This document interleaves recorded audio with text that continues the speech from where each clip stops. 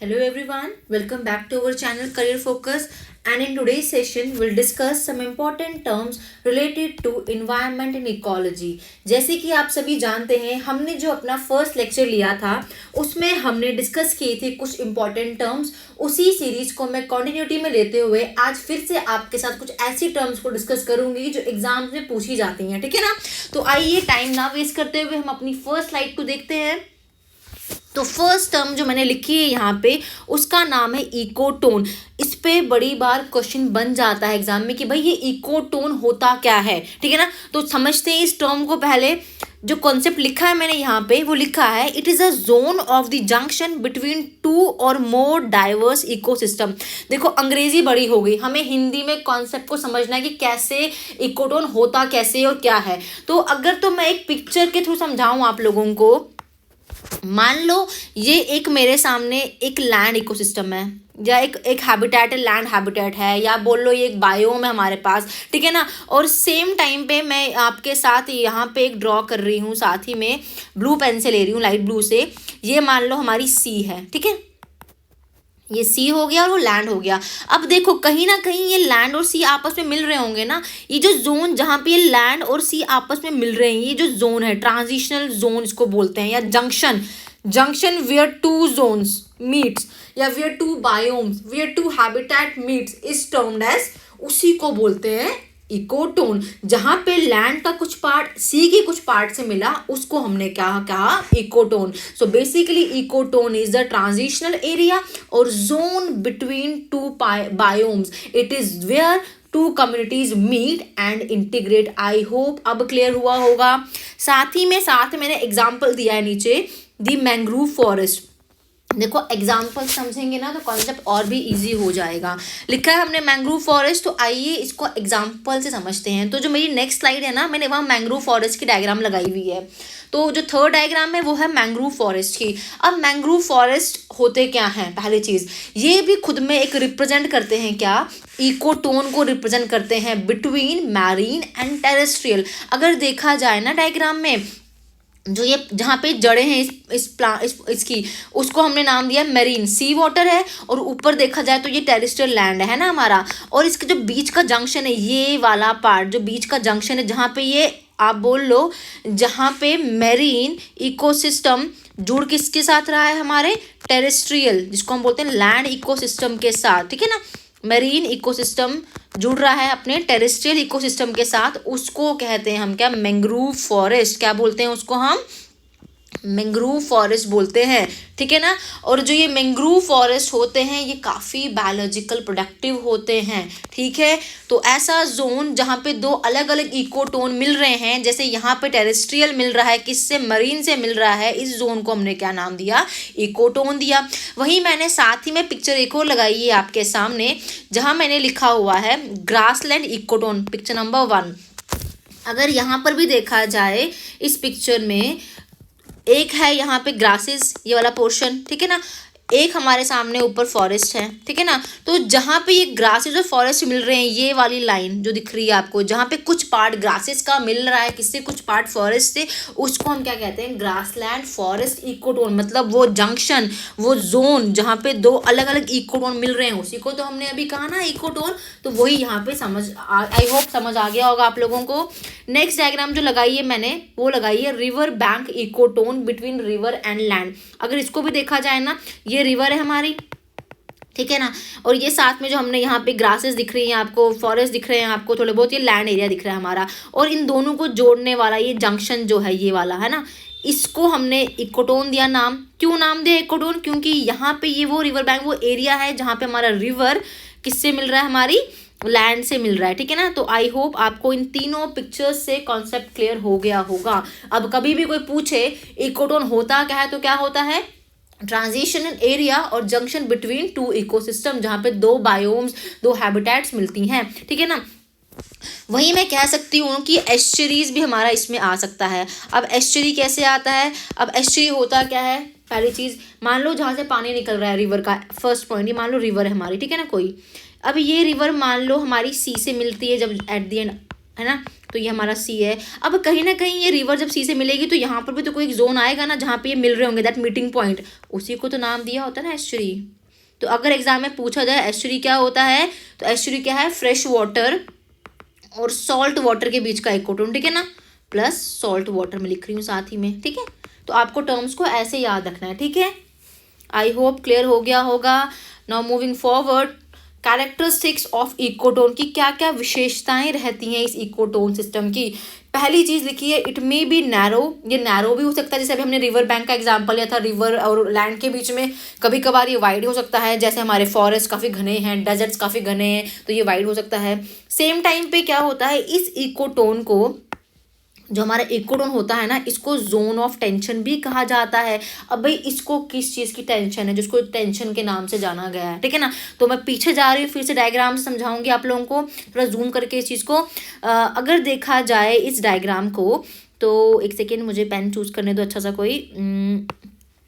अगर देखा जाए यहाँ पे दो इकोसिस्टम है हमारे पास, है ना, एक हमारे पास लैंड इकोसिस्टम है, एक हमारे पास एक्वेटिक इकोसिस्टम है। अब अगर सही मायने में देखा जाए ना, लैंड का भी तो कुछ प्रेशर लग रहा होगा, सेम टाइम पे एक्वेटिक का भी तो कुछ प्रेशर लग रहा होगा। तो जो ये पुल दोनों साइड से आ रहा होगा, लैंड बोल रहा होगा कि मुझे भी इस साइड जाना है, एक्वेटिक के एनिमल्स प्लांट्स बोलेंगे कि मुझे भी इस साइड जाना है। तो जो ये प्रेशर लग रहा है, जिसको ये बर्दाश्त नहीं कर पा रहा है, जिससे इसको टेंशन हो रही है इस एरिया को, उसी को नाम दिया गया है जोन ऑफ टेंशन, ठीक है ना। जो पुल आ रहा है लैंड इकोसिस्टम का और इकोसिस्टम का, एक ट्रांजिशनल जोन जो बन रहा है, ठीक है ना, इसको बोलते हैं क्या, इसको बोलते हैं जोन ऑफ टेंशन। और इस जोन ऑफ टेंशन में अगर देखा जाए ना, जो पीक पॉइंट है यहाँ पर क्या होता है, स्पीशीज की मैक्सिमम डाइवर्सिटी होती है इस एरिया में। स्पीशीज, हर तरह के स्पीशीज मिलेंगे यहाँ पे आपको। और ये लैंड जो होती है ना, काफ़ी फर्टाइल लैंड भी होती है at the same time. I hope समझ आ रहा है कॉन्सेप्ट आपको। ये लैंड काफ़ी फर्टाइल होती है, यहाँ पे मैक्सिमम डाइवर्सिटी होती है। मैक्सिमम डाइवर्सिटी का मतलब क्या है, देखो लैंड के भी तो कुछ स्पीशीज चले गए ना पुल के प्रेशर में, और एक्वेटिक के भी कुछ चले गए, और जो वहाँ के लोकल स्पीशीज होंगे वो भी तो वहाँ रहेंगे ना। तो इसीलिए क्या कहा यहाँ पर कि इसको मैक्सिमम डाइवर्सिटी होती है यहाँ पे। आई थिंक अब क्लियर हो गया होगा इस डायग्राम के थ्रू आपको अच्छे से। नाउ मूविंग फॉरवर्ड, कैरेक्टरिस्टिक्स में ही इकोटोन्स कैन बी मैन मेड और नेचुरल। यही इकोसिस्टम, जो इकोटोन्स हमारे थे, ये हमारे मैन मेड भी हो सकते हैं, ये हमारे नेचुरल भी हो सकते हैं। जैसे एग्रीकल्चरल वाला अगर हम बात करें ना, तो मैन मेड है कहीं ना कहीं, है ना। तो यूजुअली क्या होता है, number and population density of the species of an out going community, जो जा रही कम्युनिटी है ना, वो डिक्रीज हो जाता है जब हम मूव करते हैं एक इकोसिस्टम से, एक हैबिटेट से दूसरी हैबिटेट में। अगेन वही पिक्चर देखी जाए, अगर मान लो लैंड के कुछ इकोसिस्टम के कुछ प्लांट के स्पीशीज मूव कर गए, या कुछ एनिमल ऐसे हो गए जो मूव कर गए, तो क्या हो गया, उनकी डेंसिटी लैंड में कम हो गई ना, लेकिन कहीं ना कहीं वो ज़्यादा हो गई ना। तो वो ज़्यादा कहाँ पे हुई, उस ट्रांजिशनल इकोसिस्टम में हो गई ना जाके। तो वही पॉइंट यहाँ पे लिखा हुआ है। आई होप अब अच्छे से क्लियर आया हो गया होगा आपको। मैंने इसको ईजी करने के लिए पिक्चर्स भी तभी साथ में लगा रखी थी। Now moving forward, next term is edge effect. अब ये एज इफेक्ट क्या चीज़ होती है, इसको समझना भी बहुत ज़रूरी है, क्योंकि इस पर भी क्वेश्चन बनाता है एग्जाम पे। सिंपल सी चीज़ है, पहले मान के चलो कि भाई एज इफेक्ट क्या होता है। जो स्पीशीज़ की डाइवर्सिटी हमें मिलती है ना, जब वो बढ़ जाती है ना, तो हम उस एरिया को क्या बोलते हैं, एज इफेक्ट बोलते हैं, ठीक है ना। पहले जो यहाँ टर्म लिखी है ना, उसको पढ़ लेते हैं एक बार कि क्या लिखा है हम लोगों ने यहाँ पे। हमने लिखा है यहाँ पे कि it is an ecological concept that describes how there is a greater diversity of life in the region where the edges of two adjacent ecosystem overlap। बोला गया कि कैसे डाइवर्सिटी बढ़ जाती है दो इकोसिस्टम जहाँ पे ओवरलैप कर रहे हैं। अगर इस पिक्चर में देखा जाए ना, तो दो इकोसिस्टम कहाँ पे ओवरलैप कर रहे हैं, इस वाले एरिया में ओवरलैप कर रहे हैं। तो क्या किस तरह से यहाँ पे इस सिस्टम में, इकोसिस्टम में यहाँ पे स्पीशीज़ की जो आप बोलो ना नंबरिंग बढ़ जाती है, डाइवर्सिटी बढ़ जाती है, उसको कहा जाता है क्या, एज इफेक्ट। इसको भी समझें अगर ध्यान से। तो देखो मान लो ये वाला जो मेरा है ना, इसको हमने दे दिया नाम लैंड इकोसिस्टम, या इसको लैंड हैबिटेट बोल लिया। सेम टाइम पे इसको मैंने कह दिया भाई सी वाला है ना, और दोनों कहीं ना कहीं मिल रहे ना इस एरिया, इसको हमें नाम दे देते जंक्शन, द ट्रांजिशनल जोन, है ना। अब अगर ध्यान दिया जाए ना, लैंड मैंने तीन स्क्वायर की शेप में तीन कलर लिए हैं, रेड, ब्लू एंड येलो। तीन डिफरेंट तरह के क्या हो गए, ये लैंड के स्पीशीज हो गए। सेम टाइम पे सी में भी तीन कलर्स हैं, बट वो सर्कल फॉर्म में है। अगेन कलर तो वही है ना, रेड, ब्लू, येलो। ये किसके हो गए, हमारे सी के हो गए। और जो बीच का एरिया है जहाँ पे दोनों मिल रहे हैं, वहाँ पे अगर देखा जाए ना, यहाँ पे 3 थे, यहाँ पे 3 थे, बीच में 9 स्पीशीज हैं। 9 कैसे हो गए, 3 हमारे लैंड वाले आ गए, 3 हमारे सी वाले आ गए और 3 हमारे एक्स्ट्रा आ गए। तो वही चीज़ बोली कि एज इफेक्ट होता है कि जैसे ही दो अलग अलग, जैसे ही लैंड ने सी से ज्वाइन हुआ तो क्या हुआ, हमें और नई वैरायटी की हैबिट, हमें और नई वैरायटी, हमें और नई डाइवर्सिटी मिल गई प्लांट्स और एनिमल स्पीशीज की। उसी को कहा गया है एज इफेक्ट। ठीक है ना। अगर यहाँ ध्यान दिया हो ना आपने, यहाँ रेड कलर भी होगा, ब्लू भी होगा, येलो भी होगा, लेकिन कुछ इस कलर के पिरामिड शेप के कुछ नए स्पीशीज भी 3 आ गए होंगे।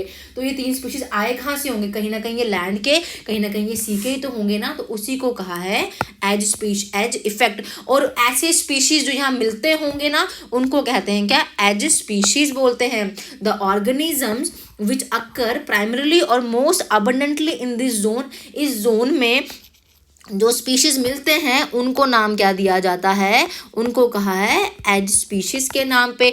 इसको भी समझाने के लिए छोटी सी एग्जांपल अगर ले लेना आपके साथ, एग्जांपल ऑफ क्रैब। क्या क्रैब हमें सी वाटर में मिलता है, नहीं। क्या ये हमें टेरेस्ट्रियल में मिलता है, जमीन में मिलता है, नहीं। तो ये कहाँ मिलता है, ये ऐसी जगह मिलता है जहाँ पे सी वाटर ज़मीन के साथ, लैंड के साथ मिलता होगा, है ना। तो उस जोन पे हमें ये मिलते हैं क्रैब। तो ये क्रैब खुद में क्या हो गया हमारा, ये खुद में हमारा एक एज स्पीशीज़ है। आई होप अब अच्छे समझ आ गया होगा कि भाई एज इफेक्ट क्या होता है, एज स्पीशीज़ क्या होता है। Now moving to our next concept and that is niche. कुछ लोग इसको निच पढ़ते हैं, कुछ इसे निशे पढ़ते हैं, ठीक है। तो निश और निशे होता क्या है, ये भी एक इम्पॉर्टेंट टर्म है, इस पे भी क्वेश्चन बन सकता है एग्जाम पे। इसको समझाने के लिए मैं एक छोटी सी एग्जांपल लेती हूँ। मान लो वी ह्यूमन बींग्स, एक हम लोग ह्यूमन बींग्स हैं, ठीक है। हम लोग क्या लेते हैं सर्वाइवल के लिए, we take oxygen. Same time पे प्लांट्स की अगर हम बात करें तो प्लांट्स लेते हैं भाई हमारा कार्बन डाइऑक्साइड। अब क्या हम दोनों की रिक्वायरमेंट सेम है, नहीं ना। हम दोनों की रिक्वायरमेंट क्या है, we both have different requirement ना। रिक्वायरमेंट क्या हमारी अलग है जिंदा रहने के लिए, लेकिन जिंदा तो हम दोनों ही हैं, लेकिन हम दोनों अलग अलग रिक्वायरमेंट पे जिंदा हैं। तो ऐसे ही जो ऑर्गेनिज्म में बायोलॉजिकल बोल लो, फिजिकल बोल लो, केमिकल बोलो, डिमांड्स क्या होती है ऑर्गेनिज्म में, डिफरेंट होती है। उसी को क्या बोलते हैं, निशे बोलते हैं, ठीक है ना।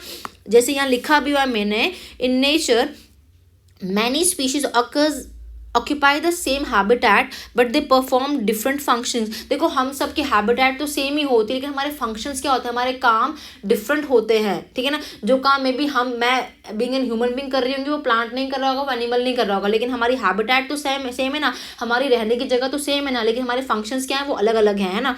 तो जो functional characteristics of a species, उसी फंक्शनल कैरेक्टरिस्टिक को किसी स्पीशीज की क्या बोला गया, उसका निश बोला गया है। अगर इसको और ईजी करना चाहूँ आपके लिए समझाने के लिए, तो आप ऐसे भी बोल सकते हो इस हैबिटेट को कि जो ये हैबिटेट होता है ना, हैबिटेट क्या है, वो जगह जहाँ पे कोई ऑर्गेनिज्म रह रहा है। So habitat is an area where a species live and interact with each other या विद अदर फैक्टर्स। लेकिन अगर वहीं कहा जाए ना निशे, तो निश क्या होता है, ये वो एक आइडियोलॉजिकल कॉन्सेप्ट है, या वो एक आइडियोलॉजी रहती है कि कैसे वो, वहाँ बोला है वेयर, यहाँ पे टर्म मैंने यूज़ की हैबिटेट में वेयर, और यहाँ मैंने टर्म यूज़ की हाउ, कि कैसे वो ऑर्गेनिज्म रहता है, सर्वाइव करता है उस कंडीशन में अपनी ज़रूरतों के लिए। सो बेसिकली देखा जाए हैबिटेट क्या है, एक फिजिकल एरिया है ना, एक फिजिकल जगह है रहने की, सर्वाइवल की। लेकिन निश क्या है, एक एक्टिविटी है जो उसको परफॉर्म करनी है आप उस लिविंग ऑर्गेनिज्म को जिंदा रहने के लिए। आई थिंक आप बच्चे समझ आ गया होगा। नाउ साथ ही में लिखा है हमने यहाँ पे कि हैबिटेट को हम नॉर्मली क्या बोलते हैं, is like moreover its address, किसी का एड्रेस, पता, जहाँ वो ऑर्गेनिज्म रहता है, where it lives. Where is niche क्या बोल सकते हो आप, निश इज द प्रोफेशन, उस ऑर्गेनिज्म का क्या काम है, कैसे सर्वाइव कर रहा है वो ऑर्गेनिज्म, क्या एक्टिविटीज, कैसे परफॉर्मेंस दे रहा है अपनी, ठीक है ना।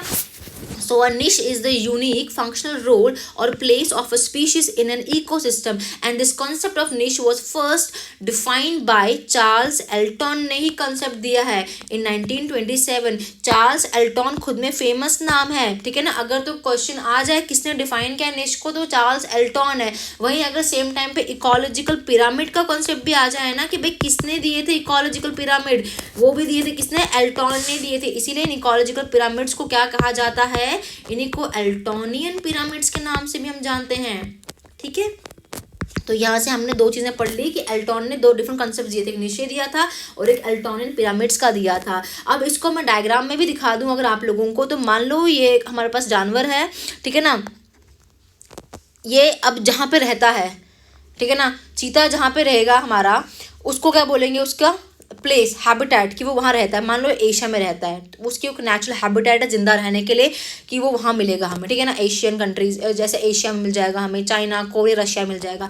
लेकिन निश क्या हो गया उसका, अब निश की उसके फिजिकल फैक्टर्स, उसके बायोलॉजिकल कंडीशंस, देखो उस एरिया में और भी चीज़ें तो रह रही होंगी ना, वहाँ रैबिट भी होगा, वहाँ डियर भी होगा, गोट भी होगी, वहाँ चूहा भी होगा, है ना। तो वो कैसे रिसोर्स को यूज़ कर रहा है अपने आप के लिए, किस किस पे डिपेंड है वो वहाँ पे, है ना, उसको बोला गया है वहाँ पे क्या, उसका निश। आई थिंक अच्छे से क्लियर हो गया। Now moving forward, tropical level of interaction again important रहता है, क्योंकि हमें पता होना चाहिए कि जब भी कोई चीज़ इंटरेक्ट कर रही है तो वो कैसे कर रही है। अब किसी भी जगह पर सोसाइटी की बात कर लो, कहीं पर भी किसी कम्युनिटी की बात कर लो, है ना, कैसे एक मेंबर दूसरे मेंबर से कनेक्टेड है, उसको बोलते हैं उसका ट्रॉपिक लेवल ऑफ इंटरेक्शन। कैसे हर्बीवोरस कार्निवोरस से रिलेट कर रहे हैं, या कंज्यूमर से रिलेट कर रहे हैं, या प्रोड्यूसर से रिलेट कर रहे हैं, उनको बोलते हैं उसका ट्रॉपिक लेवल इंटरेक्शन। तो वही लिखा हुआ है यहाँ पे कि trophic level interaction deals with how the members of an ecosystem are connected based on nutrition need. कैसे इको सिस्टम के मेंबर्स एक दूसरे की पर कनेक्टेड हैं अपनी अपनी नीड्स के लिए, उसको बोलते हैं ट्रॉपिक लेवल इंटरेक्शन। और पहला ट्रॉपिक लेवल में कॉन्सेप्ट आता है हमारा autotroph. First level of interaction is autotroph. Autotrophs को बोलते हैं सेल्फ फूड प्रोड्यूसिंग, जो अपना खाना खुद से बनाते हैं। और इसमें जो ऑटोट्रॉप्स होते हैं ना हमारे पास, basically they are the producers of food chain. इनको हम प्रोड्यूसर्स बोलते हैं क्योंकि कहीं ना कहीं सब इनके ऊपर डिपेंड होते हैं मैक्सिमम, ठीक है ना। और मोस्टली क्या होते हैं, largely they are green plants, ठीक है ना। और क्या करते हैं ये सन एनर्जी को लेके, सन एनर्जी जो हम फोटॉन्स के नाम केमिस्ट्री में फोटॉन्स बोलते हैं ना सन एनर्जी को, इसको लेते हैं प्लांट्स अपने, और देन उस सन एनर्जी को लेके, उस लाइट एनर्जी को लेके कन्वर्ट करते हैं किस में, हमारी केमिकल एनर्जी में, ताकि वो अपना खाना खा सकें। और ये केमिकल एनर्जी क्या है, फूड की फॉर्म में मिलती है ना उनको। तो वही बोला हुआ है कि photon gets converted into chemical energy, that is the food, ठीक है ना। Moving forward, next term is herbivores. Herb, जो हर्ब्स पे डिपेंड है मोस्टली। बहुत सारे ऐसे एनिमल्स होते हैं जो हर्ब्स पे डिपेंड होते हैं। वी हैव रोडेंट्स हैं, we have insects, we have birds, we have rabbits, ठीक है ना। तो animals which eat the plants directly are called as, उनको हम प्राइमरी कंज्यूमर के नाम से भी जानते हैं, ठीक है ना। अब देखो लेवल्स अलग अलग होंगे, डिफरेंट लेवल ऑफ इंट्रैक्शन होती है। मैं यहाँ डायग्राम बना रही हूँ, ये हम पढ़ेंगे आगे इकोलॉजिकल पिरामिड में। सबसे नीचे हम बोलते हैं ग्रासेस, इन्हीं को हमने नाम दिया हर्बी, इन्हीं को हमने नाम दिया था ऑटोट्रॉप्स। और हमारे ऑटोट्रॉप्स बोलो जो हमारे ग्रीन प्लांट्स होते हैं, ठीक है ना। Then we have next term carnivores. Carnivores कौन हो गए, they are the secondary consumers, they are the secondary consumers if they feed on herbivorous and tertiary consumers if they use carnivores as their food। Simple सी चीज़ लिखी हुई है। इनको हम सेकेंडरी कंज्यूमर्स कब बोलेंगे, सेकेंडरी तब बोलेंगे जब ये फीड करेंगे हर्ब्स पे, ठीक है ना। और इनको हम टर्शियरी कब बोलेंगे, जब ये ईट करेंगे कार्निवरस पे। और अगर हम बोला जाए तो कार्निवरस होते ही कौन है, फ्लैश, यस फ्लैश, जो टाइगर, कैट, डॉग है ना, ये हमारे किस में आते हैं, कार्निवरस में आते हैं। चिकन भी तो खाते हैं, मीट भी तो खाते हैं ना। वहीं ओमनीवरस की बात करेंगे, omni like we human being, हम दोनों पर डिपेंड है कहीं ना कहीं। हम प्लांट्स भी खाते हैं, हम एनिमल्स भी खाते हैं, ठीक है ना। तो हम किस कैटेगरी में आ गए, वी आर ओमनीवरस। देन वहीं एक टर्म रहती है हमारी डिकम्पोजर्स। डिकम्पोजर्स क्या होते हैं, जो डेड डिकेइंग ऑर्गेनिक मैटर पे डिपेंड करते हैं, remains dead decaying organic matter पे, उनको बोलते हैं हम लोग decomposers. Like we have bacteria and fungus, dead and decaying मतलब कहीं ना कहीं ये सॉइल में मिक्स हो जाते हैं, ये न्यूट्रिएंट रिच न्यूट्रिएंट प्रोवाइड करते हैं सॉइल को, ठीक है ना। जिससे क्या होता है, ये कहीं ना कहीं इन्वायरमेंट फ्रेंडली भी होते हैं, क्योंकि ये कहीं ना कहीं इन्वायरमेंट की क्लीनिंग में हेल्प करते हैं ना, इन्वायरमेंट फ्रेंडली भी होते हैं हमारे डिकम्पोजर्स। तो कभी कभार इस पर भी क्वेश्चन बन जाता है, ठीक है। नाउ यहाँ पे हमने बात की है एनर्जी फ्लो, कि देखो भाई यहाँ डायग्राम थी ना कि हर एक लेवल पे जाने के लिए क्या होता है, कुछ एनर्जी रिलीज होती है, ठीक है ना। तो वो एनर्जी फ्लो का कॉन्सेप्ट है जो लिंडमैन ने दिया है हमें, ठीक है ना। क्या कहा गया था कि एनर्जी फ्लो करती है एक ट्रॉपिक लेवल से, जो है वो आप प्रोड्यूसर से जाने के लिए कहाँ, अगले ट्रॉपिक लेवल्स पे। और जो एनर्जी फ्लो करती है ना, ऑलवेज फ्लो कैसे करती है, फ्रॉम लोअर लेवल जो कि हमारा प्रोड्यूसर है, लोअर से ऊपर के लिए जाती है एनर्जी, ठीक है ना, to higher, that is herbivores. Lower में मान लो हमारा प्रोड्यूसर्स है और हायर मान लो हमारा हर्बीवर्स है। तो यहाँ से यहाँ पे जाने के लिए क्या होता है, एनर्जी ट्रांसफर होती है। नॉट ओनली हर्बीवर्स ना, we have primary consumers and secondary then tertiary. इस हिसाब से क्या होता है, हमारी एनर्जी फ्लो करती है। कभी भी एनर्जी जो है कभी भी वो रिवर्स डायरेक्शन में फ्लो नहीं करती है। और इस प्रोसेस में क्या होता है, there is a loss of some energy, कुछ ना कुछ एनर्जी जो होती है लॉस हो जाती है, किसकी फॉर्म में, हीट की फॉर्म में, हर एक टॉपिक लेवल पे, so that energy level decreases from the first topic level upward. अब इसका मतलब क्या था लॉस ऑफ एनर्जी का, देखो अगर देखा जाए ना, सिर्फ 10% एनर्जी फ्लो करती है एक टॉपिक लेवल से दूसरे टॉपिक लेवल पे। ये चीज़ किसने कही है, 10% एनर्जी फ्लो करती है हमारी from one trophic flow, from one trophic level, from one trophic level to next trophic level. ये कॉन्सेप्ट जो था ना हमारा, ये कॉन्सेप्ट दिया था हमारा लिंडमैन ने दिया था, ठीक है ना, कि प्रोड्यूसर से अगर जा रहा होगा ना हर्बीवरस में ओनली 10%। अगर हम ह्यूमन बींग की बात करें, मान लो हमारे पास 100% एनर्जी है, क्या हम पूरी की पूरी 100% एनर्जी को काम में लगा लेते, नहीं ना, हम कुछ एनर्जी को यूज़ करते हैं और बाकी एनर्जी जो होती है हमारी बॉडी में वापस रह जाती है ना। तो वही कॉन्सेप्ट है 10% फ्लो ऑफ एनर्जी का, कि 10% हम अगले लेवल पे भेजेंगे, उसके अगले पे और 10 जाएगी, उसके अगले में और 10 जाएगी, जो बाकी रिमेनिंग एनर्जी है ना वो खुद की बॉडी के लिए, खुद के लिए भी तो यूज़ करेंगे ना ऑर्गेनिज्म। इसी को कहा है 10% फ्लो ऑफ एनर्जी, ठीक है। आई होप समझ आया होगा। और जितनी एनर्जी नीचे होगी वो ज़्यादा होगी एज कम्पेयर टू ऊपर, ठीक है। तो ये चीज़ वहाँ लिखी हुई है। Now the trophic level interactions involve 3 concepts. इस इंटरेक्शन में जो टॉपिक लेवल की 3 डिफरेंट कॉन्सेप्ट्स हैं, एंड उसमें कॉन्सेप्ट क्या क्या हमारे, एक रहता है food chain, then food web, then ecological pyramid का कॉन्सेप्ट रहता है इसमें भी। अब इनको हम देखते हैं कि क्या क्या होते हैं।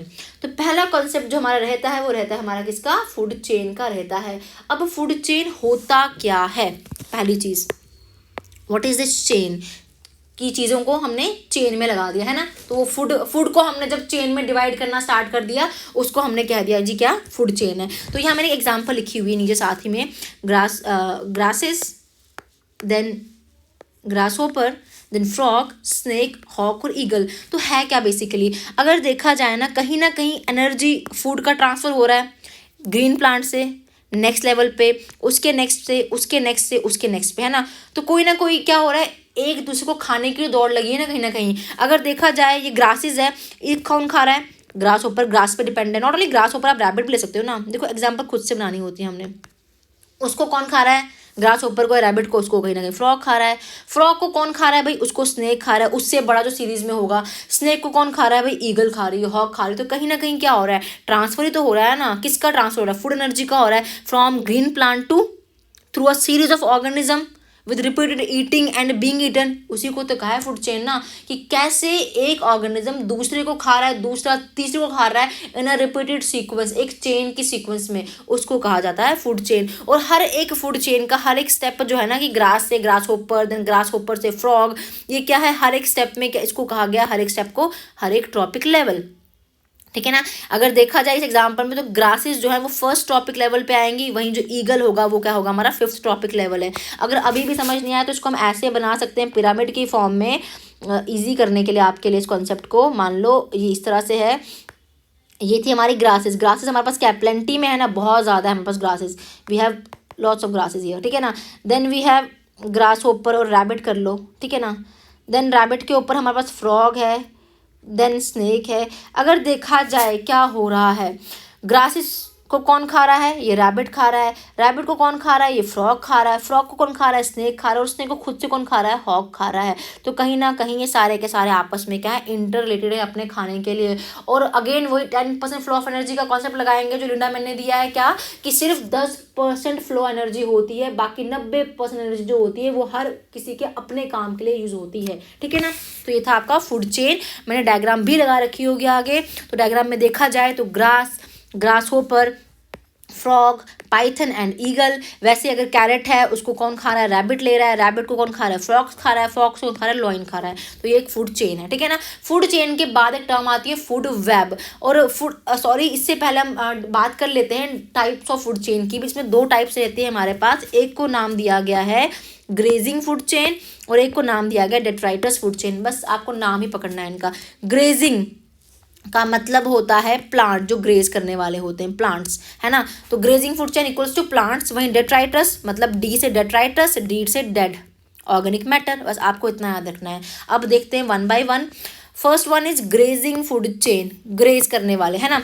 The consumers who starts the food chain utilizing the plant और plant part as their food constitute the grazing food chain. आपको बस इतनी डेफिनेशन पता होनी चाहिए, ठीक है ना। जो वो कंज्यूमर जो इस फूड चेन को स्टार्ट करते हैं वो किस पे डिपेंड है, प्लांट पे या प्लांट के पार्ट्स पे, ठीक है ना। उनको हम बोलते हैं ग्रेजिंग फूड चेन। बेसिकली इसमें कौन आएगा हमारे, इसमें हमारे ग्रीन प्लांट्स ही तो आएंगे ना। फिर इस हिसाब से बेस पे कौन होगा, सबसे नीचे कौन होगा, हमारे बेस पे हमारे ग्रीन प्लांट्स ही होंगे। और उसके बाद हमारे ये herbivores, primary consumers, tertiary consumer, secondary consumer, tertiary consumer and so on. इस तरह से हमारी चेन चलती है, ठीक है ना। अब अगर हम इसमें टेरेस्ट्रियल की बात करें ना कि टेरेस्ट्रियल में कैसे होता है, तो टेरेस्ट्रियल इकोसिस्टम, लैंड इकोसिस्टम की अगर हम बात करें तो ग्रास है अगर हमारे पास, है ना।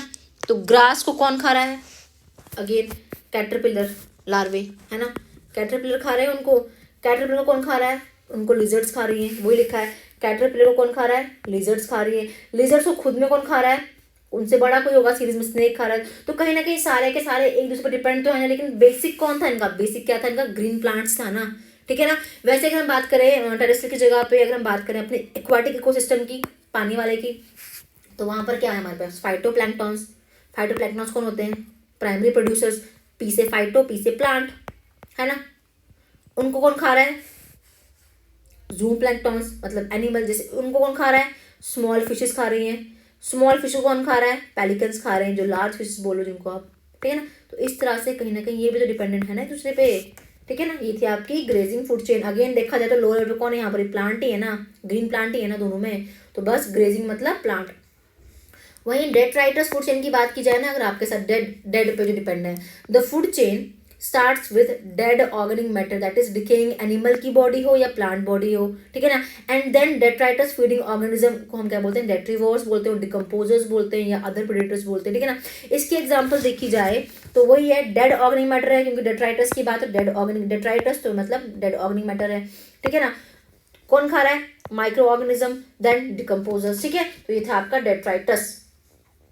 नेक्स्ट इज, ये मैंने पिक्चर लगा दी है बताने के लिए क्या, कि ये भाई ग्रेजिंग फूड चेन की एग्जांपल है, ये डेट्राइटस की एग्जांपल है, dead leaf, wood louse, black bird. वैसे यहाँ पे प्रोड्यूसर्स बताए हैं, then primary consumer, then secondary consumer, then हमारे टर्शियरी कंज्यूमर, और कहीं ना कहीं सारे के सारे ये फूड चेन के तो पार्ट हैं, ठीक है ना। आई होप ये समझ आया होगा। और दोनों केस में प्राइमरी सोर्स ऑफ एनर्जी क्या रहता है, in this primary source of energy जो रहता है वो लिविंग ही तो है ना कहीं दोनों में। अगर हम बात करें इस ग्रेजिंग फूड चेन में, तो इसमें लिविंग है, प्राइमरी फूड सोर्स हमारे पास लिविंग है ना। लेकिन यहाँ पे डेट्राइटस में डेड है, ठीक है, डेड ऑर्गेनिक मैटर है, बस ये डिफरेंस दोनों में, ठीक है। देखो प्राइमरी सोर्स ऑफ एनर्जी दोनों का अलग है, एक में लिविंग है, एक में डेड मटेरियल है, ठीक है, बस ये ध्यान रखना है, डेट्राइटस माने dead. Next concept is food web. Food chain समझ आया, जब चेन में चीज़ें चल रही थी, जब चेन में खाना बन रहा था। अब वहीं वेब की बात करा जाए तो वेब का मतलब ही होता है जाला। अब कहीं ना कहीं अगर देखा जाए, कोई भी ऑर्गेनिज्म है, कहीं ना कहीं उसका रिश्ता और भी बड़े ऑर्गेनिजम्स के साथ होगा। लाइक वी ह्यूमन बींग अगर हैं, क्या हम सिर्फ प्लांट खाते हैं, नहीं, हम एनिमल्स भी खाते हैं। क्या हम सिर्फ एक प्रकार का एनिमल खाते हैं, नहीं, उसमें भी we eat different types of ना। तो कहीं ना कहीं वो जाला ही तो बन गया ना, कि हम ह्यूमन बींग हैं, हमने प्लांट भी लिया, हमने एनिमल्स भी लिए। इस एनिमल में भी हमने बड़ा कुछ खा लिया, हमने गोट खा ली, हमने चिकन खा लिया, हमने मीट खा लिया किसी चीज़ का, है ना। हमने प्लांट में बड़ी वैरायटी खा ली। तो कहीं ना कहीं ये अलग अलग चीज़ें तो हैं। तो जब ये अलग अलग चीज़ें जुड़ेंगी तो एक जाला बनाएंगी ना, उसी को नाम दिया है फूड वेब। तो आइए पढ़ते हैं इसकी डेफिनेशन को भी। Trophic level in an ecosystem are not linear. तो कोई भी ट्रॉपिक लेवल कभी भी लीनियर हो ही नहीं सकता है। वो क्या होता है, इंटरकनेक्शन बना होता है, इंटरकनेक्टेड होता है बाकियों से, और उसी इंटरकनेक्शन से क्या बनता है, एक फूड वेब बनता है। हैंस फूड वेब क्या है, is a network interconnected food chains, बहुत सारी फूड चेन्स जब जुड़ती हैं किसी इकोसिस्टम में तो वो क्या बनाती है, फूड वेब बनाती है। ठीक है, एक एनिमल मेंबर हो सकता है एक से ज़्यादा फूड चेन का भी, जैसे मैंने अभी एग्जांपल दिया आपको, वी ह्यूमन बीइंग, हम प्लांट्स भी ले रहे हैं, हम एनिमल्स भी ले रहे हैं, तो मतलब एक एनिमल, एक मेंबर बहुत सारी अलग अलग फूड चेन्स पे कहीं ना कहीं डिपेंड है। And this concept of food web, जिसको नाम दिया गया है फूड साइकिल, इसको जो सबसे पहले लाया था चार्ल्स एल्टन ने ही लाया था। एंड उसने अपनी बुक एनिमल इकोलॉजी जो पब्लिश हुई थी 1927 में बताया था इस बारे में, इस कॉन्सेप्ट के बारे में। देखा तो चार्ल्स एल्टन कितने वे में इंपॉर्टेंट हो गया, हमने नीश में पढ़ा इसको, हमने कहा कि इकोलॉजिकल पिरामिड्स में इसने इसकी बात की है, हमने कहा कि फूड वेब का जो कॉन्सेप्ट है इसको भी इंट्रोड्यूस करने वाला कौन है, एल्टन है। ठीक है, तो पिक्चर लगा दी है मैंने साथ में, आपको दिख रहा होगा यहाँ पर भी कहीं ना कहीं ये ग्रासेस है, ग्रासेस पे ग्रास होपर भी लगता है, माउस भी लग सकती है, रैबिट भी लग सकता है। देन ये ग्रास होपर, देखो ये एक इंटरकनेक्शन है, ये एक लिंक है ना, ये सब एक जो जुड़े हैं, तो इसी को हमने क्या दिया नाम, इसी को हमने वेब बोला है, इसी को हमने जाला बोला है। ठीक है, समझ आ गया होगा। Next concept is of energy movement, की एनर्जी कैसे मूव करती है। अब सिंपल सी चीज़ है भाई, एनर्जी फ्लो तो रहेगा ही रहेगा, एक लेवल से दूसरे लेवल पे रहेगा। तो सबसे पहले कहाँ से एनर्जी मूव करेगी, मान लो ये सन बना दिया हमने, है ना, एनर्जी सन से गई, इसको यूज़ किया किसी भी ऑटोट्रॉप ने, हमने कहा ऑटोट्रॉप कौन से होते हैं, जो भी खुद से अपना खाना बनाते हैं, लाइक वी हैव प्लांट्स। अब वो इससे क्या करते हैं, अपना फूड बनाते हैं प्लांट्स, है ना। देन दिस एनर्जी ये फिर ट्रांसफर होती है किस पे, नेक्स्ट लेवल पे, क्योंकि डिफरेंट तरह के ऑर्गेनिज्म हैं जो इस फूड को लेते होंगे, कंज्यूम करते होंगे। तो इस तरह से क्या होता है, ये लेवल में एनर्जी डिफ्रेंशिएट होते जा रही है ना।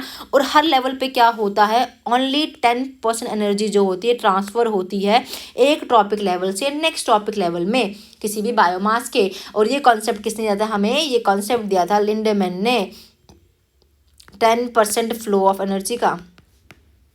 ठीक है ना, कभी कभार इस पे भी क्वेश्चन आता है, rest 90% will remain as it is energy. ठीक है ना, तो यही था किसका कॉन्सेप्ट आपका, एनर्जी मूवमेंट का।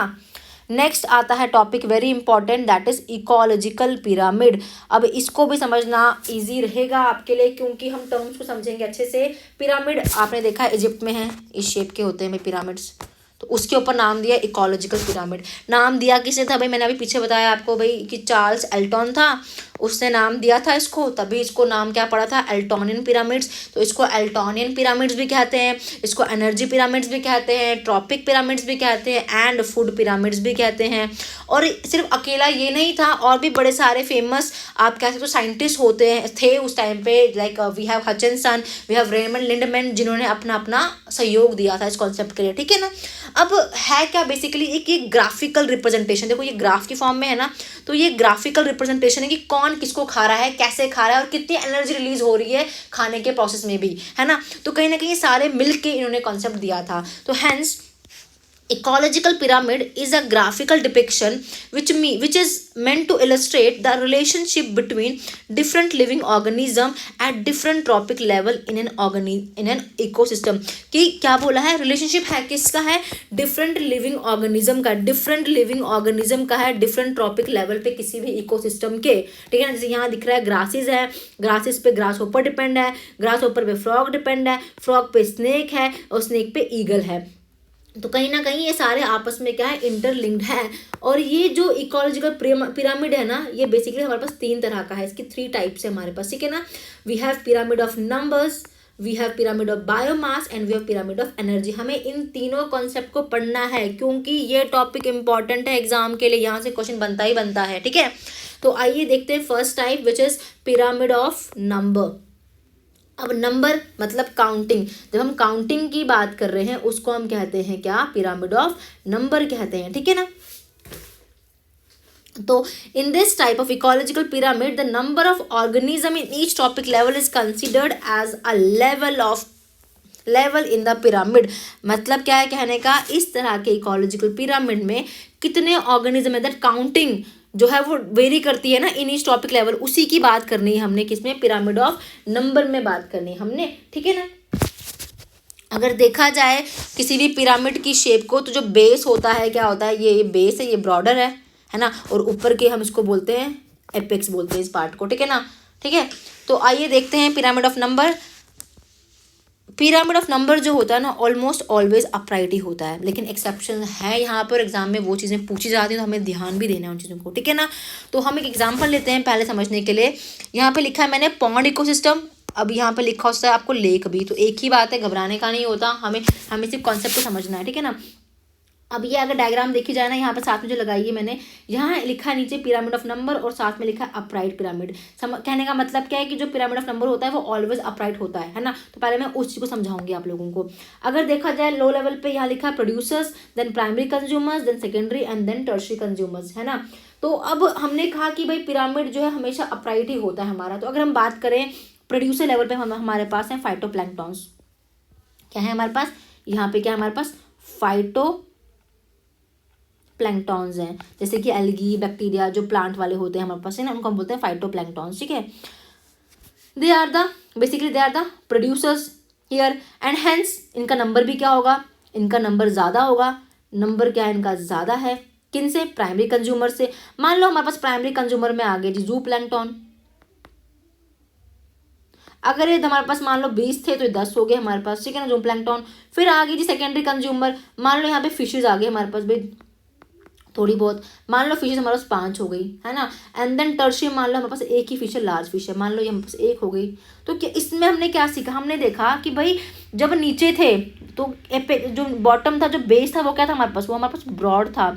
वहीं जैसे जैसे हम ऊपर के लिए गए, एपेक्स क्या हो गया हमारा, नैरो हो गया, एपेक्स क्या हो गया हमारा, नैरो हो गया। और साथ में ग्राफ का हमें सीक्वेंस कैसा दिखा, ये हमेशा अपराइट दिखा ना, चोंच की फॉर्म बन गया ना ऊपर अपराइट, तो इसीलिए इसको क्या कहते हैं हम लोग, अपराइट पिरामिड कहते हैं। समझ आया, इसीलिए इसको हम क्या कहते हैं। अगर एग्जाम में लिखा हो कि भाई लेक इकोसिस्टम या पॉन्ड इकोसिस्टम जो किसका पार्ट है हमारा, पिरामिड ऑफ नंबर का है, वो किस तरह का है, तो आपको ऑप्शन में लिखा हो सकता है अपराइट लिखा हो सकता है, आपको इन्वर्टेड लिखा हो सकता है, वहाँ पे आपको लिखा हो सकता है भाई पार्शली इन्वर्टेड। तो राइट ऑप्शन क्या रहेगा, लेक और लेक का या पॉन्ड का जो इकोसिस्टम होता है वो हमेशा ही क्या रहता है हमारा, अपराइट रहने वाला है, ठीक है ना। वहीं मैंने कहा एक्सेप्शंस हैं यहाँ पे, तो उनको देखते हैं वन बाय वन करके। तो पहली एक्सेप्शन जो लिखी है मैंने वो है ट्री इकोसिस्टम की। तो जो ट्री इकोसिस्टम होता है ना वो कैसा होता है, वो पार्शियली इन्वर्टेड पिरामिड होता है, पार्शियली इन्वर्टेड। देखते हैं एग्जाम्पल से इसको भी कि क्यों ये पार्शियली है। तो सबसे नीचे एक लार्ज ट्री लगाया हुआ है मैंने, ओक ट्री सबसे बड़ा है, एक ही है मान लो हमारे पास। इस पे डिपेंड कौन है, कैटरपिलर्स हैं। ये क्या कर रहे हैं, जो ओक ट्री है जिसके ऊपर बहुत सारे कैटरपिलर्स लगते हैं, उसको होल्ड करते हैं। तो कैटरपिलर क्या है, कहीं ना कहीं ये प्रोवाइड कर रहा है फूड, किसको, अपना ब्लू टीट्स को प्रोवाइड कर रहा है। और जो ये ब्लू टीट्स है इनको कौन खा रहा है, स्पैरो हॉक खा रहे हैं। कहीं ना कहीं अगर देखा जाए ट्री तो एक था तो मैंने ये लाइन बना दी, वहीं कैटरपिलर्स हमारे पास बहुत सारे होंगे, ज़्यादा ही होंगे नंबर में ना, जो इस ट्री पे बैठ के सर्वाइव कर रहे हैं, तो हमने इसके लिए एक ब्लॉक बना दिया। वहीं ब्लू टीट्स का नंबर फिर से क्या हो गया, हमारे पास कम हो गया, और इसको खाने वाला है तो हमारे पास एक ही स्पैरो ना, तो इसलिए हमने उसकी लाइन रिप्रेजेंट कर दी। तो कहीं ना कहीं देखा जाए ये इन्वर्टेड नहीं है, ये अपराइट नहीं है, इसकी कुछ स्पिंडल शेप है ना, नॉर्मल शेप नहीं है इसकी, तो इसीलिए इसको नाम दिया गया है क्या, इसको नाम दिया गया है पार्शियली इन्वर्टेड। तो अगर एग्जाम में लिखा हो ट्री इकोसिस्टम या पैरासिटिक इकोसिस्टम, नहीं सॉरी पैरासिटिक नहीं, ट्री इकोसिस्टम लिखा होगा तो वो क्या होगा आपका, पार्शियली होगा। वहीं लिखा हो अगर एग्जाम में आपके लिए पैरासिटिक या मरीन इकोसिस्टम, तो इनके लिए क्या रहना है आपका, हमेशा इन्वर्टेड रहेगा, इन्वर्टेड। समझते हैं इसको भी। मान लो सबसे ऊपर मेरे पास रहते हैं भैया हाइपर पैरासाइट,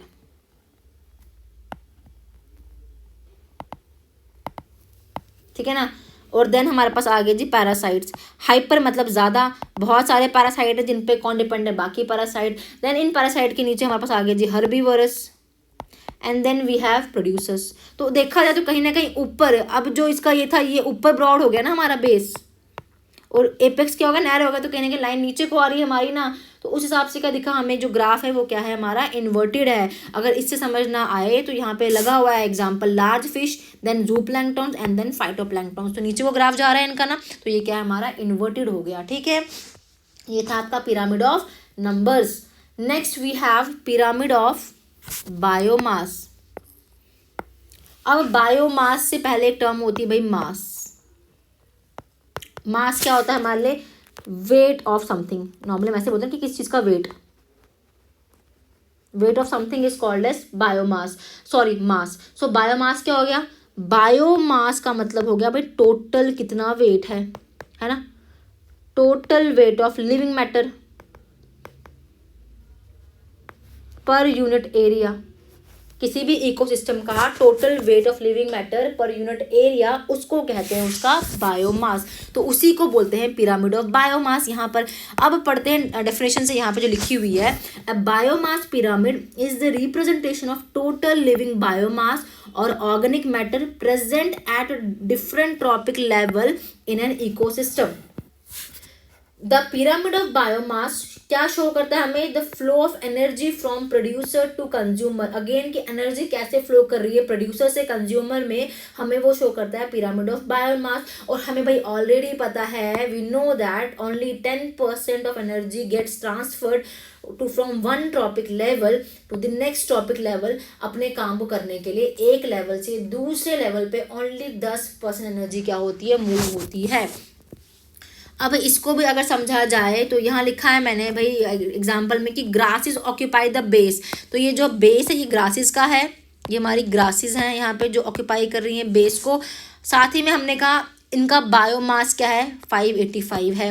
देन इनके ऊपर आगे हमारे कौन, हर्बीवोरस आगे, जिनको हमने प्राइमरी कंज्यूमर लिखा है, जिसमें हमारे रैट्स रैबिट्स आ सकते हैं, ठीक है ना। Then they are followed by the primary consumers, then they are followed by the secondary consumers and then tertiary consumer. तो कहीं ना कहीं ये आपस में सारे डिपेंडेंट ही तो है ना, और हर केस में क्या होगा, सिर्फ 10% ही तो रिलीज होगी ना एनर्जी एक ट्रॉपिक लेवल से दूसरे ट्रॉपिक लेवल के लिए। तो ये क्या था आपका pyramid of biomass for grassland ecosystem. जब मैंने वर्ड यूज किया ग्रासलैंड, मतलब प्रोड्यूसर्स कौन होंगे, हमारे पास ग्रासेस ही होंगी ना वहाँ पे। वहीं अगर हम बात करें ना biomass pyramid of A marine ecosystem की, अगर हम बात करें तो बायोमास पिरामिड आप बोल सकते हो किसी भी एक्वेटिक या मरीन सिस्टम का क्या होता है, इन्वर्टेड होता है। अगर ध्यान दिया हो, यहाँ मैंने अपराइट बनाया था और यहाँ मैंने क्या कर दिया, उसको उल्टा कर दिया है ना। Here the biomass of primary producer is much less than zoom plankton. अगर बायोमास देखा जाए किसी भी प्राइमरी प्रोड्यूसर्स का, मान लो हमारे पास फाइटो प्लैंक्टन है, वो बहुत कम होता है as compare to zooplankton, as compare to small fishes, as compare to large fishes. तो लार्ज फिशेज के पास सबसे ज़्यादा बायोमास होता है। इसका मतलब क्या है, यहाँ पे सबसे ज़्यादा मैक्सिमम बायोमास होगा और यहाँ पे क्या होगा, मिनिमम बायोमास होगा। और इस पे भी क्वेश्चन बन जाता है एग्जाम पे कि बताओ भाई किस लेवल पे मैक्सिमम होता है और किस लेवल पे मिनिमम होता है। तो इस हिसाब से अगर देखा जाए डायग्राम को नीचे के लिए जा रही है ना, तो इसको नाम दिया गया इसीलिए इन्वर्टेड, ठीक है ना।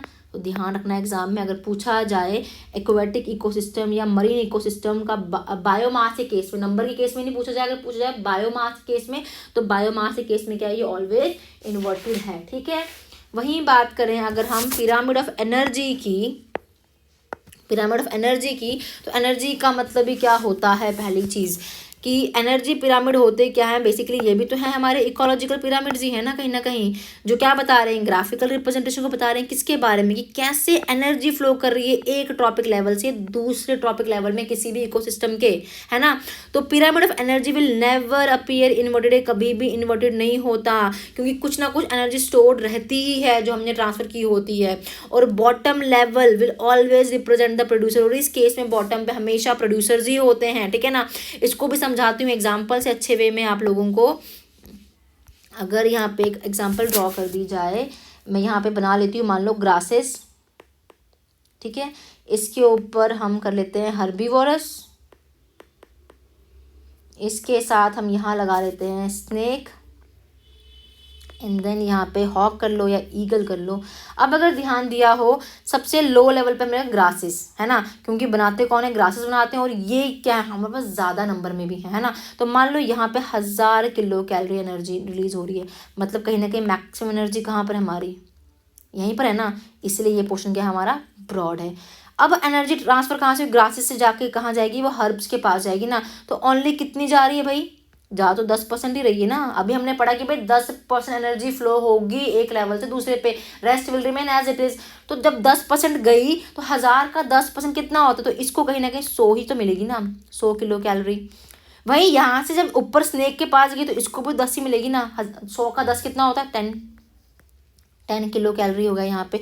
और इससे जब स्नेक से कहा गया, ईगल ने जब उसको खा लिया तो उसको कितनी मिली एनर्जी, कहीं ना कहीं उसको 1 किलो कैलोरी मिली ना।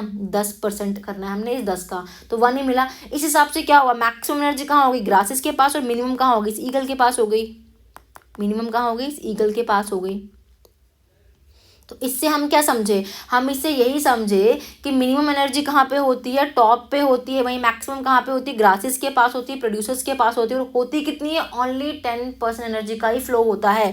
तो देखो ये टॉपिक बहुत ही इंपॉर्टेंट थे जितने मैंने आज करवाए कॉन्सेप्ट, तो इनको एग्जाम में देख के ज़रूर जाना, क्योंकि इनमें से क्वेश्चन बनते हैं। पिरामिड ऑफ नंबर हो गया, बायोमास हो गया, एनर्जी हो गया, इकोलॉजिकल या आप बोलो नीशे होगी डेफिनेशन, इकोटोन की डेफिनेशन हो गई आपकी, या आप बोलो अपना डेट्राइटस और ग्रेजिंग फूड चेन हो गया, फूड वेब हो गया। इन पे क्वेश्चन पक्का बनते हैं, तो इनको देख के जाना। आई होप आप सभी को समझ आया होगा। कोई डाउट रहती है तो प्लीज़ कमेंट कीजिएगा, इनबॉक्स कीजिएगा, will reply as soon as possible. Thank you and have a very nice day.